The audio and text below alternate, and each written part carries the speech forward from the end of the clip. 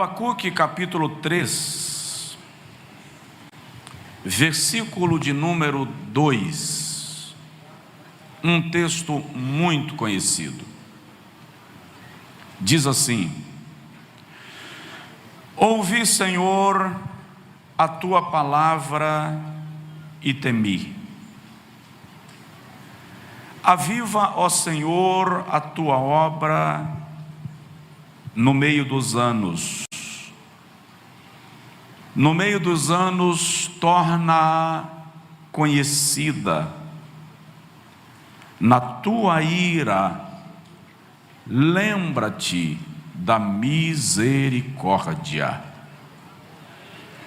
Ouvi, Senhor, a tua fama, ouvi a tua palavra, ouvi as tuas declarações, e estou atemorizado, e estou com medo. Aviva, ó Senhor, a tua obra no meio dos anos. No meio dos anos, torna conhecida. Na tua ira, lembra-te da misericórdia. Queridos, eu gostaria de compartilhar com vocês nesta noite uma palavra com o tema: os 3 efeitos do avivamento. O que o avivamento gera em nós? O que o avivamento causa na igreja? Na verdade, eu tenho até dito que quem está satisfeito com o quadro espiritual da sua vida, com o quadro espiritual da igreja, não deve pedir avivamento, porque o avivamento muda a nossa estrutura.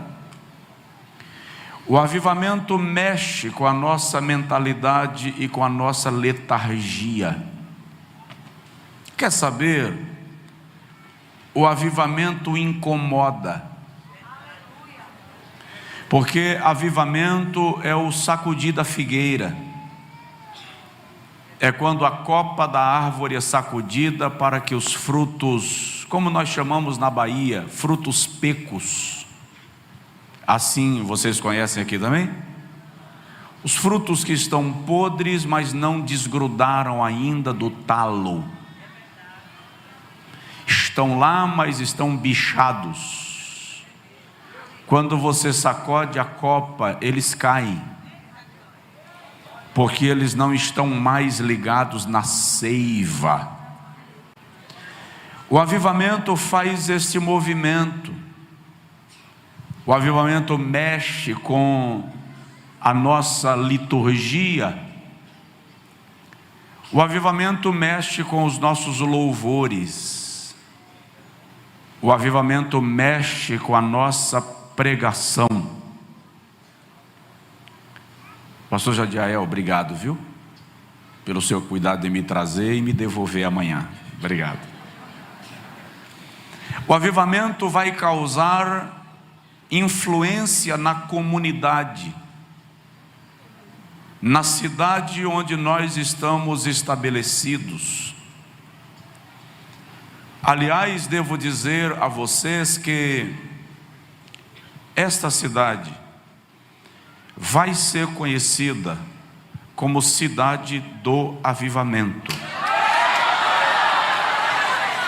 Deus vai fazer algo extraordinário nessa cidade. Mas não estou falando de algo extraordinário marromeno. Eu estou falando do senhor ver essa cidade convertida ao Senhor Jesus Cristo. É uma questão de Deus. Não há como explicar a mente de Deus. Não há como entender por que Deus escolhe uma cidade do interior, que ninguém conhece, é apenas uma cidade de passagem, para dizer: é aqui que eu vou fazer o que eu planejei fazer. O nome disso é avivamento. Avivamento é quando Deus encontra o coração que Ele precisa para lançar a semente que Ele deseja. Aleluia. Avivamento é quando Deus encontra o ambiente propício para Ele exercer a sua soberania. Abacuque era cantor, era ministro de louvor. Abacuque era poeta, é só ler o texto. Abacuque não tinha nenhuma pretensão de ser profeta, ele apenas cantava. E na verdade, para falar a verdade, Abacuque deveria até estar contente, porque ele é contemporâneo do profeta Jeremias. Então já há profeta na terra, eu não preciso ser, basta eu ser cantor.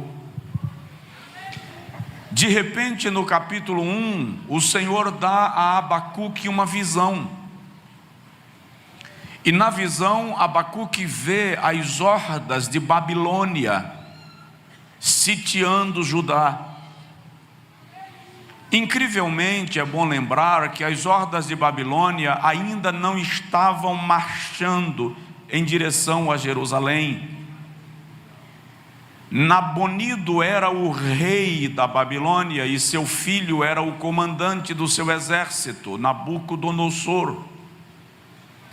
Quando Nabonido morre, Nabucodonosor assume o trono e decide que Jerusalém é sua meta. E a Babilônia vem atropelando tudo à sua frente até que sitia Jerusalém. E Abacuque viu tudo isto numa visão. No capítulo de número 2, Abacuque agora está direcionando suas palavras ao povo de Judá. A sua profecia é uma convocação. Ele está pedindo aos sacerdotes, aos ministros do altar, que chorem, que se arrependam, que entrem em jejum, que convoquem uma assembleia solene de quebrantamento, para que o Senhor tenha misericórdia. Mas chega um momento que Abacuque percebe que já havia chegado num nível que nem o jejum nem a oração evitaria a tragédia. O juízo iria acontecer. O jejum e a oração poderia aplacar a ira divina, mas não a neutralizaria. E é por isso que ele vai para o capítulo 3 e diz: Senhor, eu estou ouvindo as tuas declarações, eu já ouvi o que o Senhor pretende fazer, e sinceramente eu estou com muito medo. Porque Abacuque viu Jerusalém exterminada, os judeus aniquilados. Então ele faz a oração, que é a oração que mais agrada a Deus na história. Senhor, aviva a tua obra. A oração que pede por avivamento é a oração mais completa que nós podemos fazer, sabia? Porque avivamento gera arrependimento, avivamento gera evangelização, avivamento gera salvação de almas, avivamento gera milagres, avivamento gera amor, avivamento gera generosidade. Então ele diz: aviva a tua obra no meio dos anos. No meio dos anos, torna-a conhecida. O que Abacuque está pedindo a Deus é: não deixe que sejamos apagados da memória. Mantém a nossa história na história. Não permitas que o teu juízo nos extermine por completo. Ainda que tu estejas irado, e ainda que tu estejas determinado a executar o teu juízo, lembra-te da misericórdia. O que ele está dizendo é: tem misericórdia de nós. Abacuque não está mais pedindo que o Senhor lhes poupe. Abacuque está pedindo que o Senhor lhes preserve. Por quê? Porque a misericórdia de Deus é quem mantém o remanescente. A misericórdia de Deus é quem nos mantém vivos. A misericórdia de Deus é quem nos mantém na existência. Mas o avivamento é quem nos mantém vivos e ativos. A misericórdia nos mantém vivos, o avivamento nos mantém ativos. A misericórdia nos preserva, o avivamento nos impulsiona. A misericórdia faz com que se lembrem de nós. O avivamento faz com que marquemos a vida das pessoas que passarão por nós. Então Abacuque diz: aviva a tua obra no meio dos anos. No meio dos anos, torna-a conhecida. Na tua ira, lembra-te da misericórdia. Já disse e repito, a oração de Abacuque alegra o coração de Deus.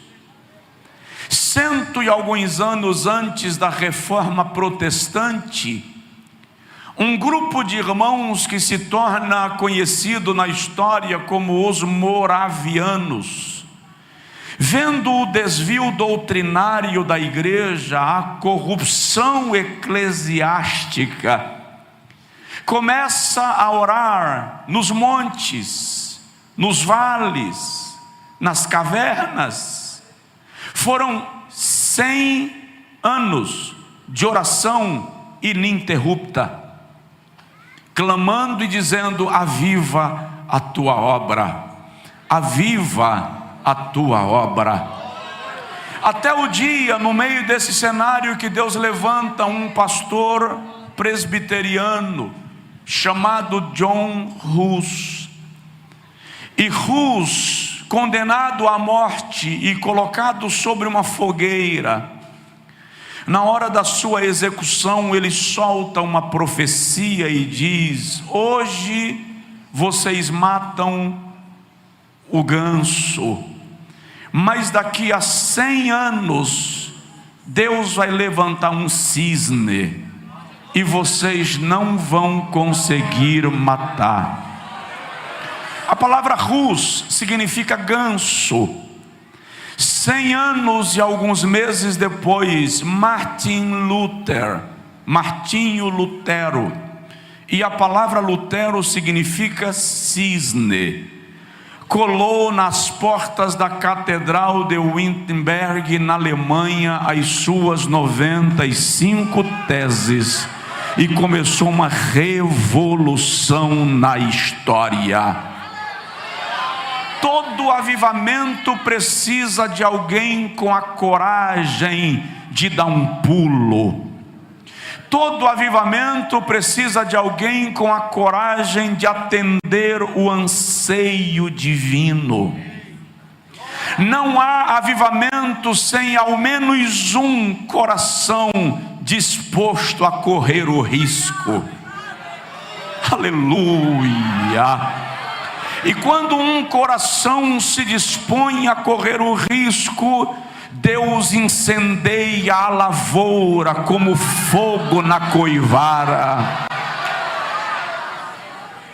Charles Spurgeon disse uma certa feita: o mundo ainda não viu o que Deus pode fazer por meio de um homem que entregar-se nas suas mãos sem reserva. Naquele culto levantou-se um jovem da zona rural chamado Dwight Lyman Moody. E ele chegou diante do pregador e disse: eu quero ser este homem que o senhor acabou de falar. Moody, antes de morrer, ganhou para Jesus mais de 1 milhão de almas. Entenda, Deus vai promover um grande avivamento. E presta atenção, Deus não fica sem representante na terra. Se não for eu, será outro. Se não for você, Ele levanta outro. Mas Ele vai fazer, porque Ele é Deus e já declarou. Agora, nós precisamos entender que o avivamento tem dois lados.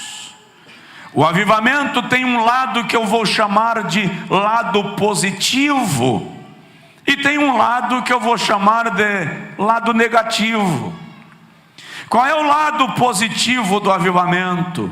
O fervor, a efervescência, o calor espiritual, o desejo de orar, o retorno à palavra, o retorno do fogo. É o lado positivo do avivamento. Mas ele tem aquilo que eu vou chamar de lado negativo. Qual é? A confrontação, o balançar da figueira.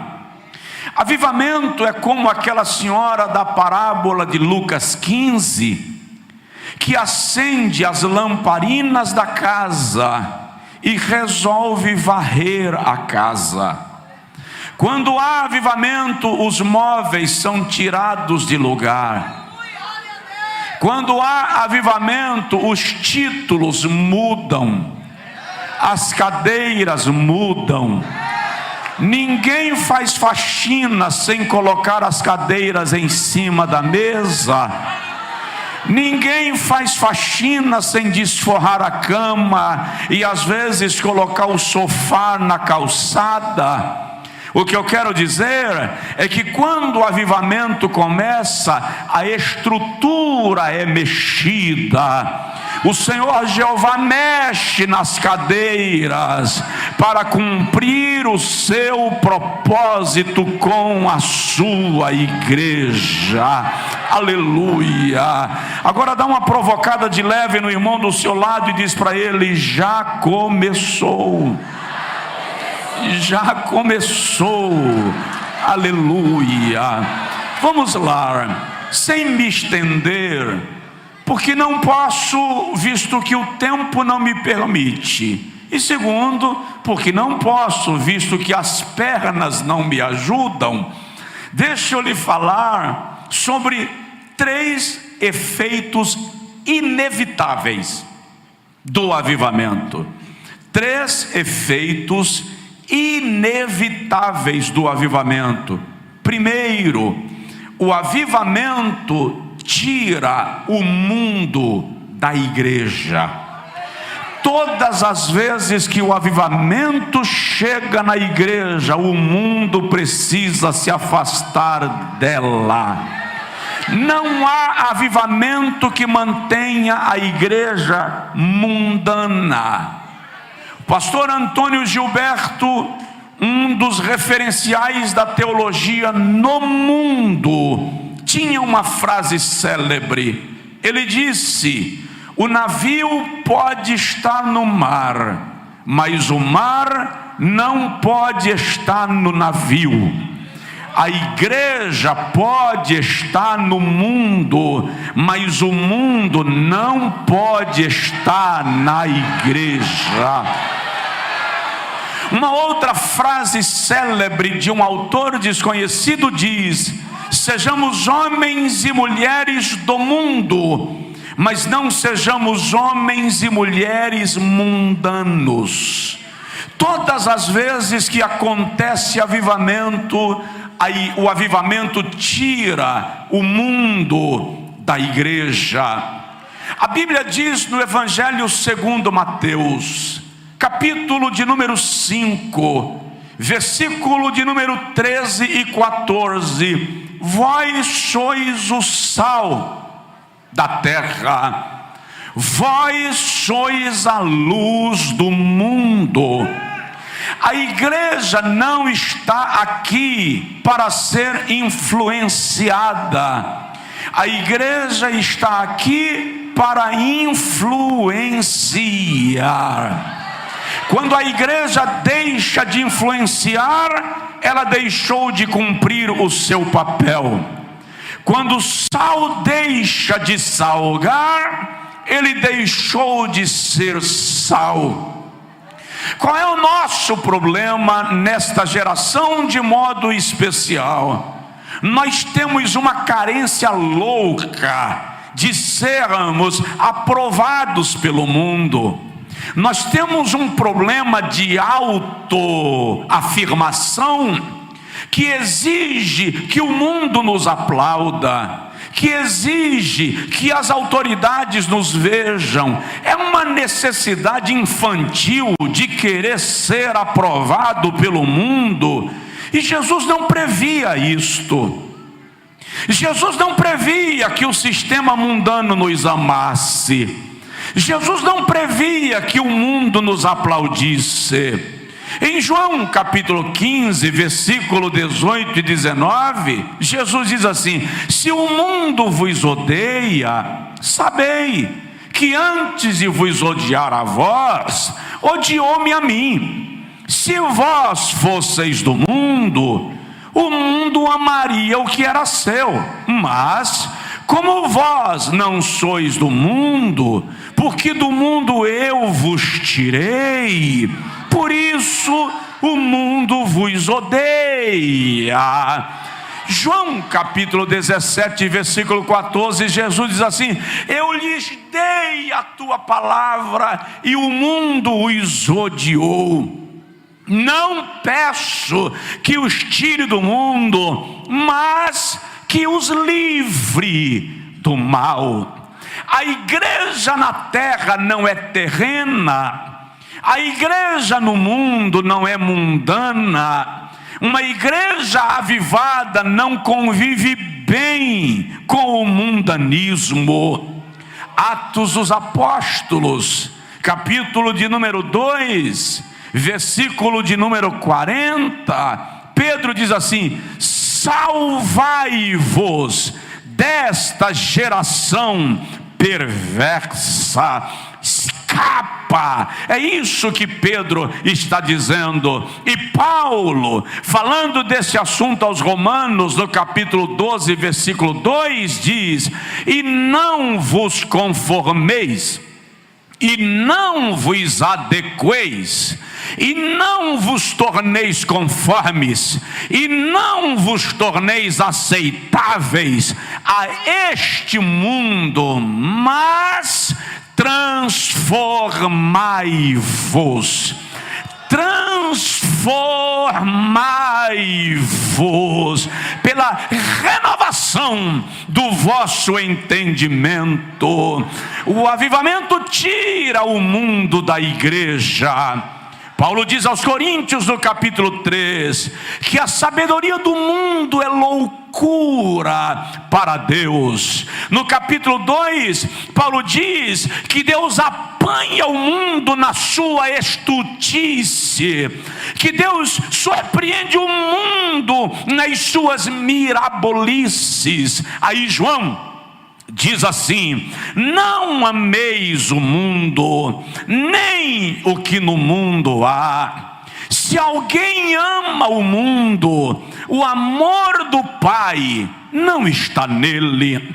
Porque tudo que há no mundo, a concupiscência da carne, a cobiça dos olhos e a soberba da vida, não vem do Pai, e sim do mundo. Ora, o mundo passa e as suas concupiscências, mas aquele que faz a vontade de Deus permanece para sempre.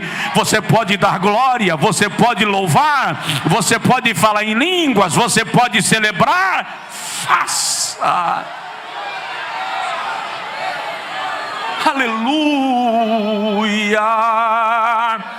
O avivamento tira o mundo da igreja. Programe-se, prepare-se, observe o que Deus vai fazer com a igreja na terra nos próximos dias.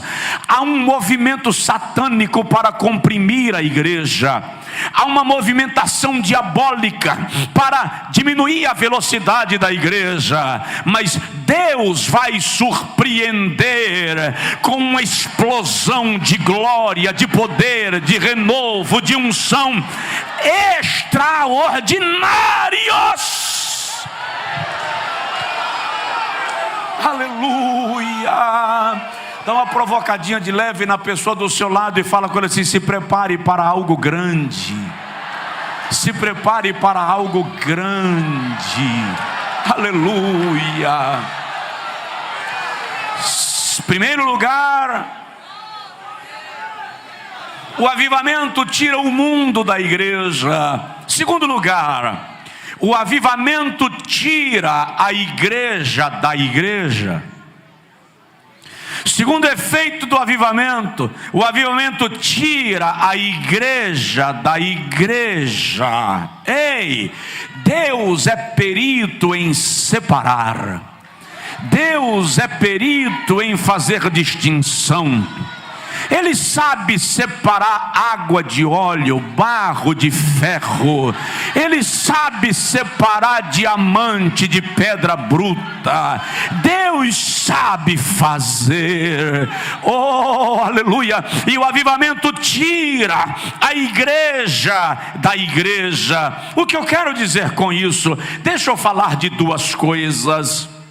Primeiro, o avivamento separa o joio do trigo, separa o trigo do joio. Deixa eu falar de um texto aqui que eu não havia lembrado hoje à tarde enquanto lia, e o Espírito me trouxe ao coração agora. Um dia, o Senhor pergunta a Zacarias assim: que vês, Zacarias? Capítulo 4, versículo 2. E Zacarias diz: eu vejo um castiçal todo de ouro, com 7 lâmpadas acesas, e 7 canudos que ligam o castiçal a um vaso de azeite. Essa é a visão de Zacarias. Lá no Apocalipse capítulo 1, João está na ilha de Pátimos e ele ouve uma voz. E a voz diz: o que vês, João, escreve num livro e envia às 7 igrejas da Ásia. João diz: eu virei-me para ver quem falava comigo, e vi um semelhante ao Filho do Homem, em pé, no meio de quê? De 7 castiçais. Lá na frente o Senhor diz: os 7 castiçais são as 7 igrejas da Ásia Menor. Historicamente, cada igreja daquela representa toda a igreja em uma época da história. Portanto, o castiçal é a igreja. Agora observe, cada lâmpada tem um canudo que lhe liga um vaso de azeite. E o vaso de azeite, que era abastecido com o azeite do Getsemane, libera o azeite de cor dourada para manter a lâmpada acesa. Lá no primeiro livro de Samuel, capítulo 3, versículo 2, eu acho linda a Bíblia, porque você vai falando e ela vai se descortinando, como uma peça teatral que tem os seus atos e os seus episódios. E eu estou vendo o Senhor descortinando coisas da sua palavra aqui no meu coração. 1 Samuel 3,2, a Bíblia diz assim: naqueles dias a palavra do Senhor era rara, As visões não eram frequentes e o sacerdote estava cego. Aí a Bíblia diz assim: e antes que a lâmpada de Deus se apagasse, o Senhor chamou a Samuel. Qual é a lâmpada de Deus ali? O castiçal. E antes que ela se apagasse, Deus chamou a Samuel. Presta atenção: antes que a lâmpada se apague, Deus levanta profeta. Antes que a lâmpada se apague, Deus levanta chamados. Antes que a lâmpada se apague, Deus provoca aqueles que estão no plano para a próxima geração. Mas o canudo do castiçal não pode estar sujo. É por isso que é preciso muitas vezes fazer separação. Sabe quando você abre o guarda-roupa e resolve selecionar as roupas que vão ficar e as roupas que serão levadas para outro lugar porque não servem mais? Deus faz seleções de vez em quando, e nessas seleções Deus promove algumas separações. Estão dentro do seu plano, cumprem o seu propósito, e Ele vai separar trigo de joio. Em Mateus capítulo de número 13, Jesus narra esta famosa parábola, e ele diz que um homem semeou na sua terra o trigo, e à noite veio o seu inimigo e semeou o joio, de modo que trigo e joio nasceram juntos e cresceram juntos. Quando os lavradores viram aquilo, chegaram para o dono da lavoura e disse: Senhor, nos autoriza a arrancar o joio, para que não cresça com o trigo? E ele disse: não, deixa crescer juntos. No dia da colheita, nós tiraremos o joio e lançaremos no fogo, e o trigo recolheremos no celeiro. Eu aprendi que o dono daquela lavoura não deixou tirar o joio, diziam, porque joio e trigo seriam muito parecidos, quase iguais, e o lavrador poderia errar e acabar tirando o trigo junto com o joio. Olha para mim, não. Eles eram plantadores de trigo, gente. Eles sabiam diferenciar trigo de joio. Se fosse um Josué da vida, tudo bem, mas eles conheciam trigo e joio, era vegetação comum.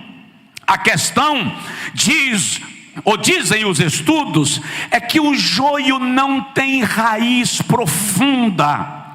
Como o joio não tem raiz profunda, ele se torna uma planta parasita. O que ele faz? Por debaixo da terra, ele trava as suas raízes nas raízes das plantas mais próximas, de modo que é impossível puxar o joio sem ferir a raiz do trigo. O dono da lavoura, sabendo disso, diz assim: deixa aí, eu vou tolerar o joio por amor ao trigo. Eu vou suportar o joio para preservar o trigo. Pastor, por que Deus permite certas coisas na igreja? Por que Deus não entra com providência e não faz um arraso? Porque por amor ao trigo Ele suporta o joio. É zelo, é misericórdia, aleluia. Mas no dia da colheita, e no dia da colheita, como é que sabe o que é trigo e o que é joio? É fácil e é lindo, porque a colheita do trigo em Israel se dá no mês de Nissan, mês de junho. É o tempo dos fortes ventos, é o tempo das tempestades. Por isso que o vento entrou no cenáculo no dia de Pentecostes. Era normal a ventania. Acontece que joio tem o caule duro como caule de bambu. Joio não se inclina, joio não se curva. quebra o caule, mas não verga. Trigo não, trigo tem o caule flexível. Então quando o vento começa a soprar, o trigo deita e fica rente com o chão, e o joio permanece de pé. Facilitou. Agora o lavrador chega, tudo que está em pé é joio, tudo que está em pé é joio, mas o que está deitado é trigo. Aleluia. Sabe quando o vento do Espírito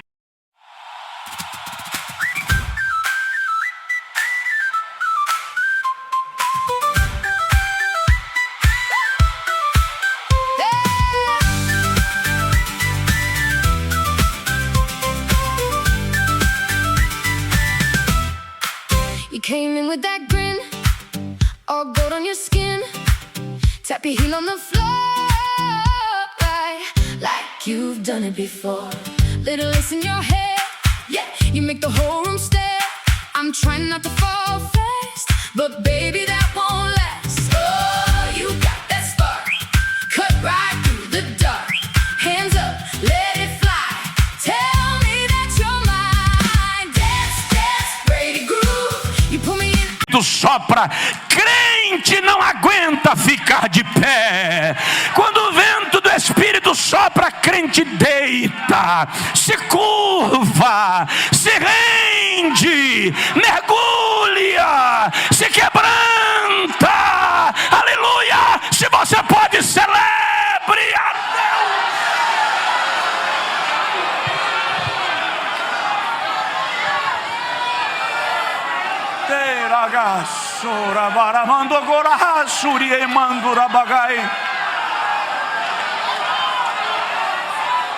Aleluia, aleluia, aleluia.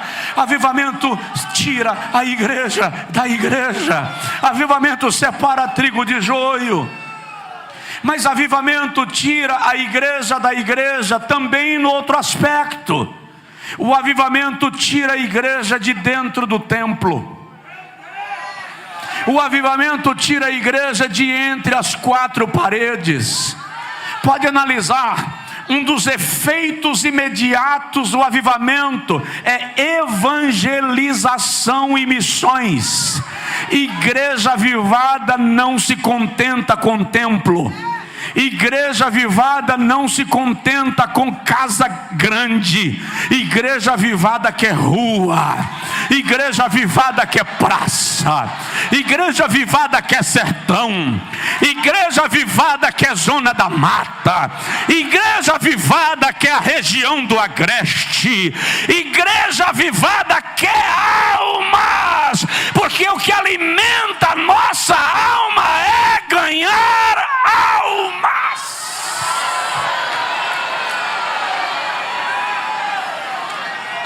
Uma igreja avivada tem consciência da sua missão. Uma igreja avivada tem consciência do seu propósito. Deixa eu te falar uma coisa. Eu sou pentecostal, tá? Eu sou pentecostal da gema. Eu sou batizado com o Espírito Santo. Eu creio em dons espirituais. Eu creio na contemporaneidade dos dons. Mas preciso te dizer que o propósito primário, o propósito primeiro do batismo com o Espírito Santo não é o falar em línguas. O propósito primeiro do batismo com o Espírito Santo não é rodopiar. O propósito primário do batismo com o Espírito Santo é ganhar almas.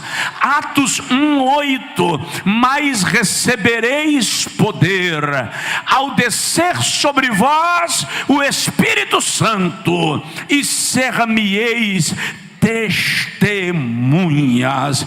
Quem é batizado com o Espírito Santo aqui, levanta a mão. Ô queridão, Jesus lhe batizou com o Espírito Santo para você evangelizar. Ele lhe batizou com o Espírito Santo para você ganhar almas. Ele lhe batizou com o Espírito Santo para você fazer missões. Esse é o plano de Deus com a igreja. E avivamento tira a igreja da igreja. Lá no Evangelho segundo Mateus, capítulo 14, versículo 6. Jesus está no deserto com uma multidão faminta. E os discípulos olham para Jesus e dizem assim: Senhor, manda eles irem embora para comprar pão. Jesus diz assim: manda eles irem embora? Não, dá-lhe voz de comer. O que Jesus está dizendo é que é a missão da igreja alimentar o mundo. No Evangelho segundo Mateus capítulo 28, versículo 18 a 20, Jesus diz: é-me dado todo o poder nos céus e na terra. Ide, portanto, e fazei discípulos de todas as nações. Ide, diga comigo, ide.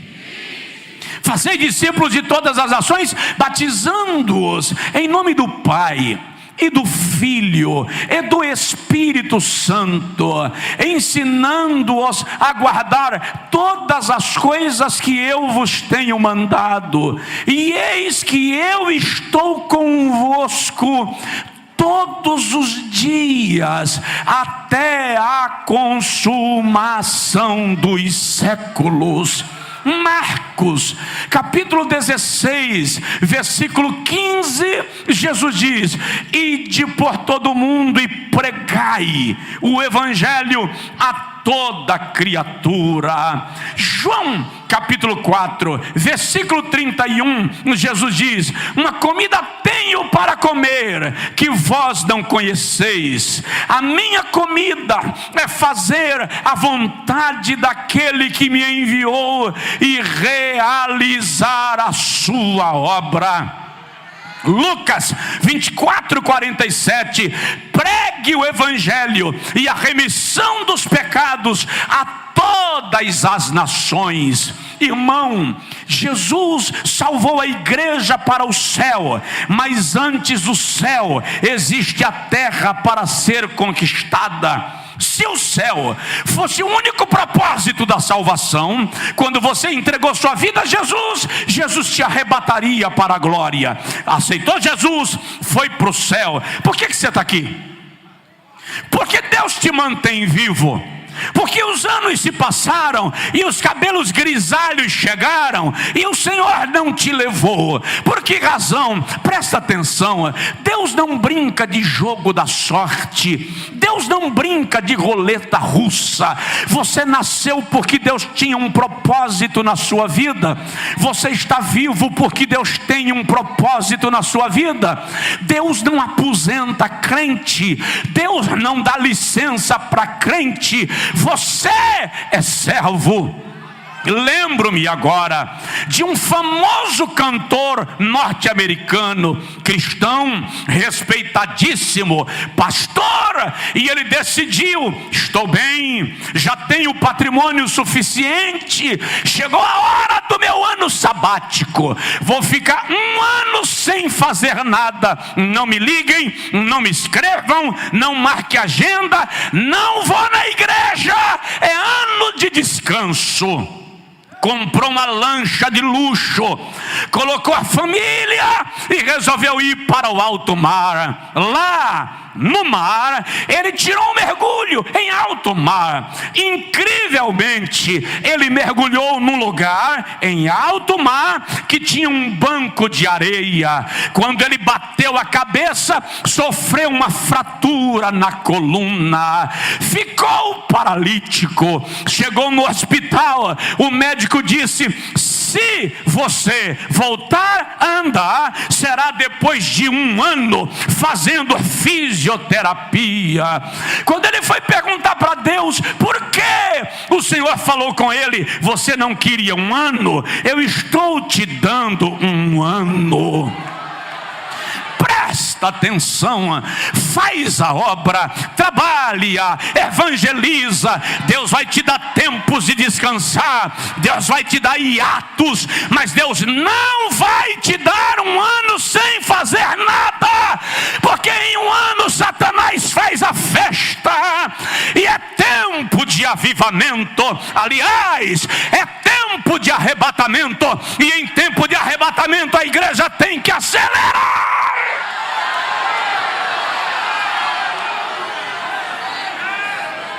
Aleluia! Aleluia!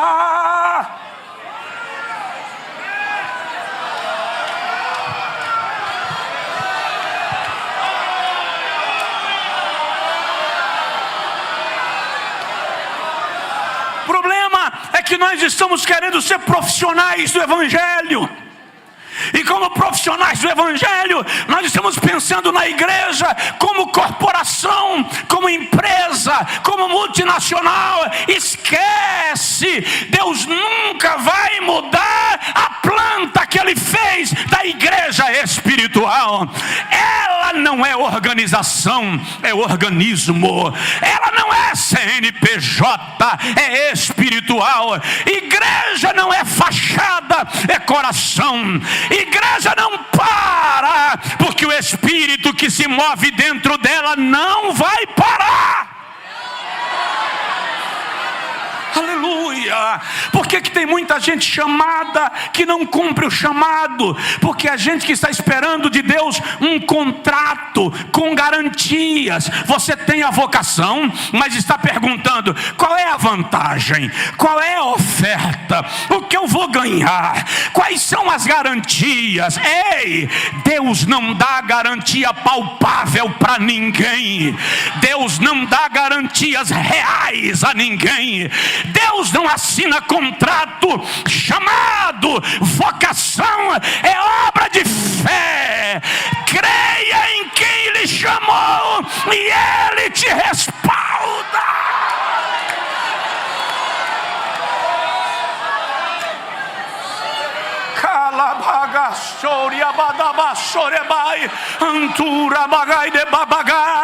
Quando Deus chama, Ele capacita. Quando capacita, Ele envia. Quando envia, Ele provê. Quando provê, Ele respalda. A garantia é o céu. O meu Deus suprirá todas as vossas necessidades segundo as suas riquezas em glória. O avivamento tira a igreja da igreja. Eu vou parar. Eu vou concluir. Terceiro lugar. Primeiro efeito do avivamento. O avivamento tira o mundo da igreja. Segundo efeito do avivamento. O avivamento tira a igreja da igreja. Terceiro efeito do avivamento. O avivamento tira a igreja do mundo. O avivamento tira a igreja do mundo. Embora alguns defendam que um dos sinais do arrebatamento, ou que a igreja, o arrebatamento se dará quando a igreja estiver fria. Desculpa, não dá para entrar no meu cérebro. A igreja será arrebatada em pleno avivamento espiritual. Não importa aqueles que se esfriaram porque mundanizaram. A igreja do arrebatamento, a noiva do Cordeiro, ela estará em pleno avivamento espiritual. Vou provar. O reino dos céus é semelhante a 10 virgens que, tomando as suas lâmpadas, saíram ao encontro do noivo. E 5 delas eram prudentes e 5 eram loucas. As loucas, tomando as suas vasilhas, não levaram azeite consigo, mas as prudentes o levaram tardando o noivo, tosquenejaram todas. Não foram apenas as virgens loucas quem tosquenejaram, as prudentes também. Nós estamos num tempo, pastor Jonatas, que não são apenas os crentes frios que estão dormindo. Os mais fervorosos também estão se acomodando, se adequando. Não dá para mudar. Uma andorinha sozinha não faz verão. E vai se aquietando. Mas à meia-noite ouviu-se um grito. Qual era o propósito do grito? Acordar, despertar as noivas, as virgens. E o detalhe: despertaram todas. prontas. Aí agora é que as prudentes tinham reserva de azeite e estavam prontas para a chegada do noivo, e as loucas não tinham reserva de azeite. O que eu quero dizer com isso? Antes do arrebatamento da igreja vai haver um grito. Antes do arrebatamento da igreja vai haver um brado. Este brado será para despertar a igreja. Ela estará debaixo de um poderoso avivamento espiritual. Isaías 44, versículo 3 e 4 diz assim: porque eis que eu derramarei água sobre o sedento e rios sobre a terra seca. Derramarei o meu espírito sobre a vossa descendência e a minha bênção sobre a vossa posteridade. Joel, capítulo 2, versículo 28 e 29 diz: e há de ser que nos últimos dias derramarei do meu espírito sobre toda a carne. Vossos filhos e vossas filhas profetizarão, vossos velhos terão sonhos e os vossos mancebos terão visões, e até sobre os servos e sobre as servas derramarei do meu espírito naqueles dias, diz o Senhor dos exércitos. Continua lendo o texto e você vê que a sequência traz sinais escatológicos, revelando que um dos sinais da vinda de Jesus é o derramamento do Espírito Santo, é o enchimento do Espírito Santo.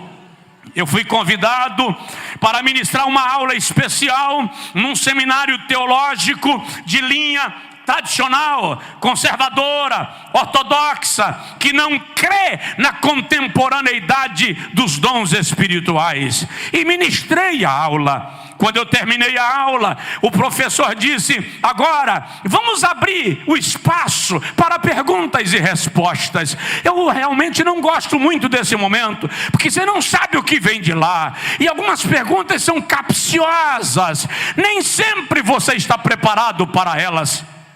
Um jovem levantou e disse: pastor Josué, por que vocês pentecostais não param de mentir e pregam a verdade? Eu disse para ele: você pode explicar? Ele disse: vocês dizem que batismo com o Espírito Santo é para hoje, e vocês ainda têm a coragem de usar a profecia de Joel. E aí pegou uma Bíblia e leu Joel capítulo 2, versículo 28. E vocês usam esse texto para dizer que a ação do Espírito Santo com dons espirituais é para hoje. Aí ele foi lá para Atos capítulo 2, versículo 14, quando Pedro diz assim: hoje se cumpre esta palavra. E ele disse: pastor, isso foi para os dias da igreja primitiva, não é mais para hoje. Você prega para uma multidão, comece a corrigir isso, seja o pioneiro dessa correção. E ele causou um clima de constrangimento, de desconforto no ambiente, e sentou. Quando ele sentou, eu disse para ele: querido, antes de responder a sua pergunta, eu posso te fazer uma? Ele disse: pode. E eu disse para ele: então primeiro eu quero te parabenizar. 4 anos de seminário te ajudaram a localizar algumas referências bíblicas, mas eu preciso que você saiba que a gente não sai do seminário dominando tudo. Então vou te perguntar: você crê que o Espírito que usou a Joel também usou a Pedro? Ele disse: creio, é claro. Falei com ele: então está resolvido. Eu vou concordar com você. A profecia de Joel era para a igreja primitiva mesmo, e se cumpriu. Pedro diz isso. Só que Deus derramou o Espírito Santo lá do céu e ficou olhando lá de cima. Jeová ficou vendo o resultado, e Deus gostou tanto do que viu. Ele gostou tanto da reação da igreja que o Espírito Santo tomou a Pedro. Em Atos 2,39 diz: esta promessa, que promessa? A de Joel. a que se cumpriu no capítulo 2, versículo 14, esta promessa se diz respeito a vós, e aos vossos filhos, e aos que estão longe, e a tantos quantos Deus, nosso Senhor, chama. A promessa é para hoje. Dá uma sacudidela de leve aí no vizinho, fala com ele assim: a promessa é para hoje. A promessa é para hoje. Fica de pé, por favor, quem puder, em nome de Jesus. A promessa é para hoje. O avivamento tira a igreja do mundo. Jesus vai voltar. Todos os sinais indicam que Jesus está às portas. Não sou um especialista na escatologia, mas leio a Bíblia. E quando você vai pesquisar, você observa que não resta um só sinal a se cumprir. Tudo está em plena evidência. O sistema do anticristo já está operando no mundo. O modelo já está sendo ensaiado. Já há uma operação de teste em ação na terra. A mentalidade do mundo se tornou anti-Deus. Há uma revolta contra a igreja. De algum modo, Satanás está comprimindo a igreja e reduzindo o seu espaço na terra. O plano do diabo é silenciar a igreja. E quando Satanás menos esperar, o Espírito Santo que habita em ti, o Espírito Santo que habita em mim, o Espírito Santo que habita em nós, vai começar a mover a igreja. Eu acredito, queridos, que na hora do arrebatamento todo crente salvo vai sentir. Você vai estar na usina, no canavial, lá em cima do andaime, no volante da caçamba, no gabinete do juiz, no tribunal, no consultório, e vai dar uma alegria diferente no coração. Não é pregação, não é louvor, mas você vai começar a falar em línguas onde você estiver.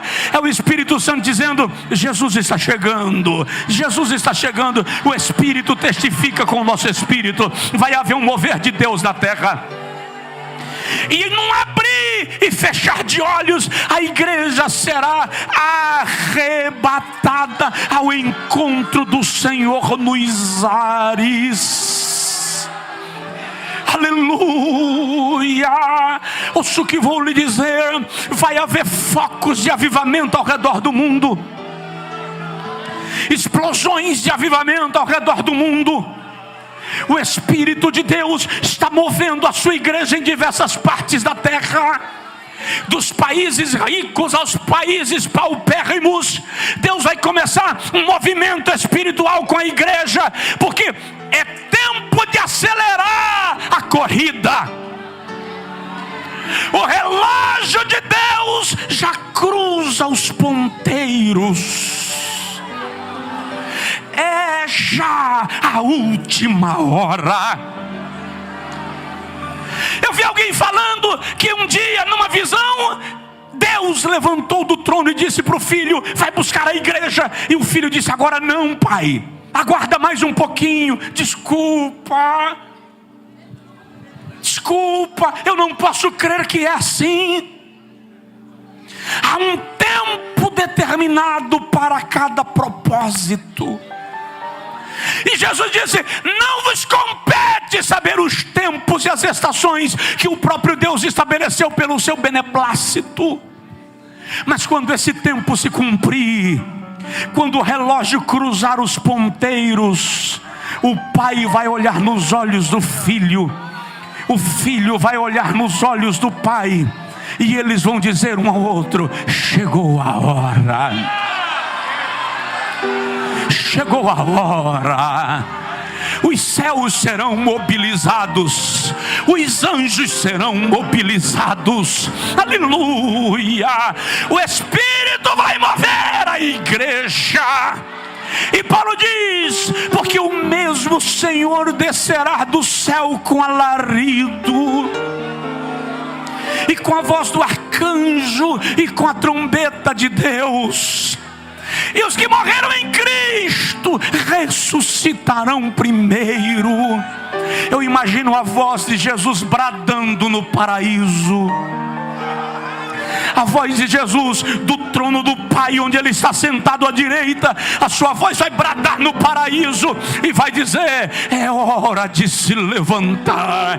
E todos os crentes de todas as épocas se colocarão à disposição. E quando o alarido tocar, eles vão descer. Onde quer que estejam os restos mortais, misturados no pó da terra, desaparecidos no fundo do oceano, o Espírito vai entrar e eles vão ressuscitar em corpo glorificado. Aí Paulo diz: depois nós, os que ficarmos vivos, seremos arrebatados. Seremos arrebatados. Diga comigo: seremos arrebatados. Repete: seremos arrebatados. Aí Paulo diz assim: juntamente com eles nas nuvens. Juntamente com eles nas nuvens. Essa frase responde uma pergunta sua. Você está dizendo: pastor, eu perdi uma pessoa que eu amava muito, eu vou reconhecer no céu. Quando Paulo diz juntamente com eles nas nuvens, Paulo está falando de reencontro. Paulo está falando de uma celebração de reencontro. Nós vamos reencontrar aqueles que já foram e saberemos quem é. É festa. É por isso que a Bíblia diz que Deus enxugará dos nossos olhos toda lágrima. É tempo de arrebatamento. Portanto, quanto mais você busca avivamento, mais você acelera o processo.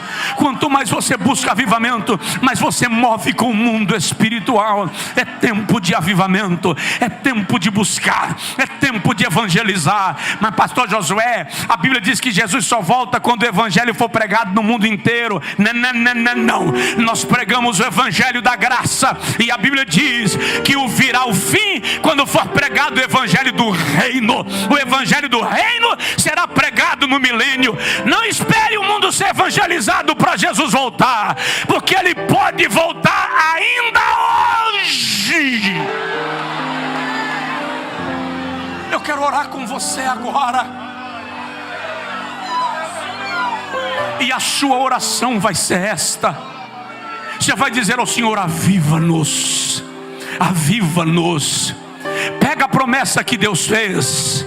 Barreiros vai ser conhecida como cidade do avivamento. Pega isso no teu coração agora e diz para Deus: aviva esta cidade. Aviva esta cidade. Aviva esta cidade. Presta atenção. Você vai sair nas ruas da cidade e o teu vizinho vai dizer: espera aqui, eu quero entregar minha vida para Jesus hoje. O desviado vai te encontrar na fila do mercado e vai dizer: ora por mim, que eu quero me reconciliar com Jesus agora. Está vindo uma nuvem de avivamento sobre esta cidade, e ela vai se estender por esse estado.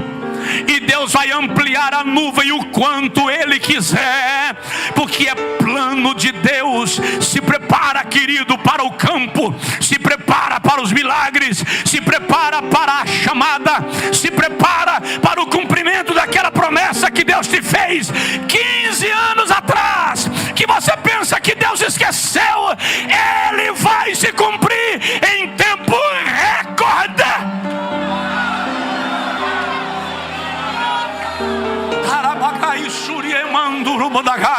Espírito de Deus, Espírito da graça, eu preguei a tua palavra.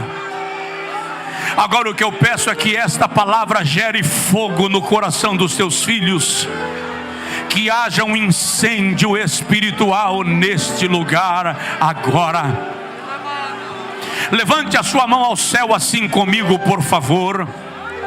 Ezequiel 10:2 diz: enche as tuas mãos de brasas acesas e espalha-as pela cidade. Enche as tuas mãos de brasas acesas e espalha-as pela cidade. Diga comigo agora: Senhor, enche as minhas mãos de brasas acesas. Você que está em casa, ora também. Agora estenda a sua mão em direção à sua casa. Vamos atingir os 4 cantos dessa cidade. E comece a dizer agora: eu profetizo brasas acesas sobre essa cidade. Eu profetizo brasas acesas sobre esse estado. Eu profetizo brasas acesas sobre o Brasil. Profetiza, declara, abre a boca e declara, não tenha medo.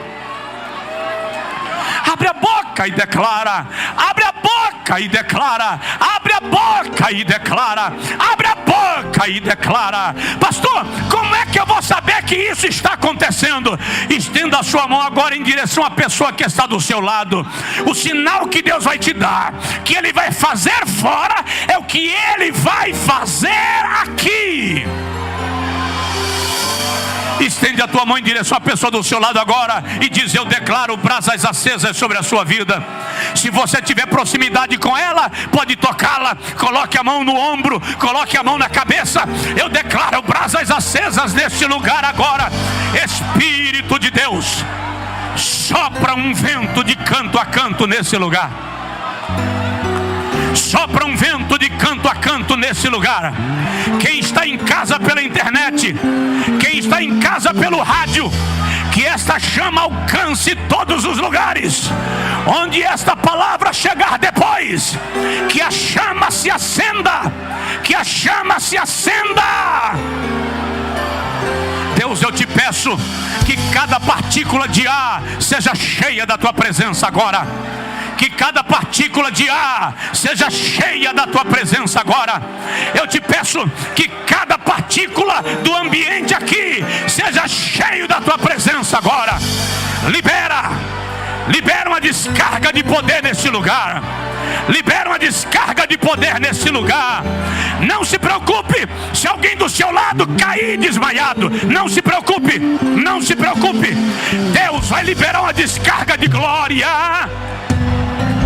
Uma descarga de glória, uma descarga de glória. Recebe, recebe em nome de Jesus. Recebe em nome de Jesus. Recebe em nome de Jesus. Recebe em nome de Jesus. Eu vou contar até 3 e vou parar. E daí em diante, uma onda de glória vai cobrir essa casa. Em nome do Pai. 2, em nome do Filho. 3, em nome do Espírito Santo. Receba agora uma onda do Espírito de Deus.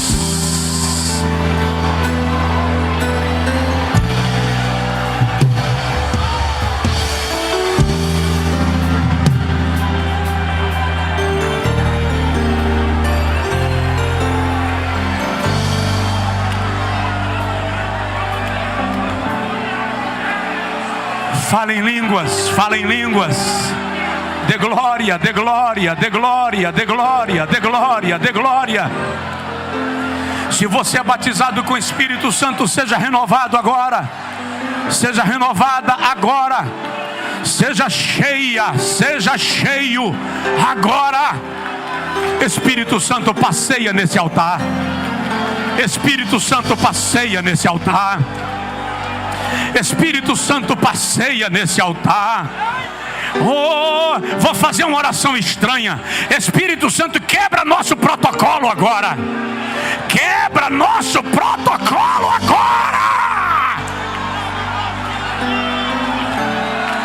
Faz pastores dançarem no Espírito. Faz pastores pularem no Espírito. Em nome de Jesus.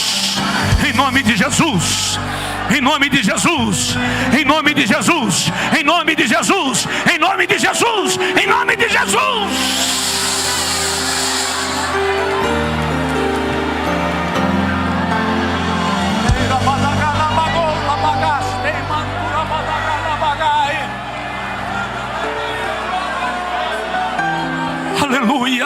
Se você puder, ore pela pessoa do seu lado e ministre sobre ele.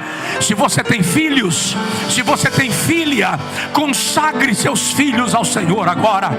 Consagre os seus netos ao Senhor agora. Eles são geração de avivamento. Eles são geração de avivamento. Consagre-os agora. Tem gente querendo colocar nossos filhos no projeto de iniquidade. Como estão enganados! Como estão enganados! Isaías 65:23. Os vossos filhos não serão filhos para a calamidade, porque eles são a herança dos benditos do Senhor. Estende a mão e declare: eu abençoo a minha descendência. Eu abençoo a minha descendência. Eu abençoo a minha descendência.